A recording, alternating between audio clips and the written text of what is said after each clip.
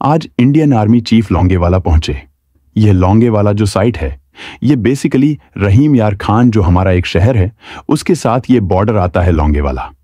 अब यहां पर जाकर इंडियन आर्मी चीफ ने तमाम चीजों का जायजा लिया और आप इमेजिन करें, बड़ी हैरानक सूरत हाल है कि ऑपरेशन सिंदूर, जो कि अब तक खत्म हो जाना चाहिए था, उस ऑपरेशन की तैयारियों का जायजा लिया। यानी एक तरफ उन्होंने कहा अपने फौजियों को कि आपने बड़ा जबरदस्त काम किया है, दूसरी तरफ उन्होंने जो अपकमिंग ऑपरेशन है, जो अब होने वाला है ऑपरेशन, उसकी तैयारियों का जायजा लिया और फौजियों को कहा कि आप अलर्ट रहें, आपने बड़ा जबरदस्त काम किया है और अब असल मार्के का वक्त आया है जिसके लिए हमें तैयार रहना है। अब आप इमेजिन करें जरा कि इंसान ये सोचता है कि अभी इतनी बड़ी पाकिस्तान और इंडिया की एक वॉर हुई है जो कि न्यूक्लियर वॉर में बदलने वाली थी। उसके बाद अगर आप इंडिया के तमाम लोगों के बयानात देखें तो आपको एक ही पैटर्न नजर आएगा कि ऑपरेशन सिंदूर रिज्यूम होगा। ऑपरेशन सिंदूर पॉज हुआ है, ये खत्म नहीं हुआ। अब आर्मी चीफ उनका पहुंचा है लोंगेवाला पाकिस्तान के बॉर्डर के साथ, और इस दफा जो आपको पैटर्न नजर आ रहा है उसमें आप गौर करेंगे तो एक ही चीज रिपीट होती हुई बार बार नजर आ रही है। वो है उनकी फौज जो ग्राउंड फोर्सेस होती हैं, बड़ी फौज जिसको बोलते हैं ग्राउंड फोर्सेस, उनकी ज्यादा एक्टिवेट हो रही है।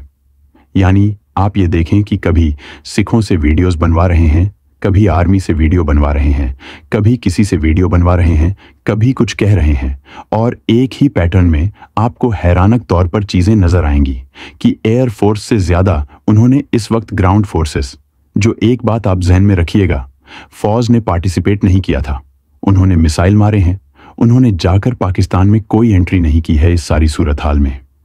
फिर भी अगर आप पैटर्न देखेंगे तो आपको इनका आर्मी चीफ, इनके जर्नल जाते हुए कहां नजर आ रहे हैं?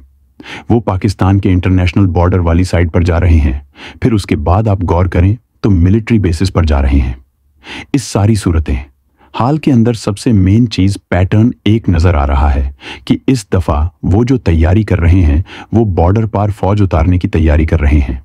इसीलिए आर्मी चीफ जा रहा है, बार बार जगह मिलिट्री बेसिस पर जा रहा है, कभी राजनाथ सिंह जा रहा है, कभी किधर जा रहा है। ज्यादातर तो इनको एयरवेज पर जाना चाहिए था क्योंकि इन्होंने मिसाइल मारे, इन्होंने चीजें मारी, लेकिन वह ग्राउंड फोर्सेस के पास ज्यादा जा रहा है कि अच्छा नहीं, अब हमें आगे बढ़कर ऑपरेशन सिंदूर को रिज्यूम करना है। तो यहां से आप अंदाजा कर लें कि इस दफा उन्होंने दो चीजों पर ज्यादा फोकस किए रखा है। वो है नेवी बार बार उनकी कह रही है कि हम तैयार हैं, हमें आप आर्डर दें, फलाना दें, और उसके साथ ग्राउंड फोर्सेस।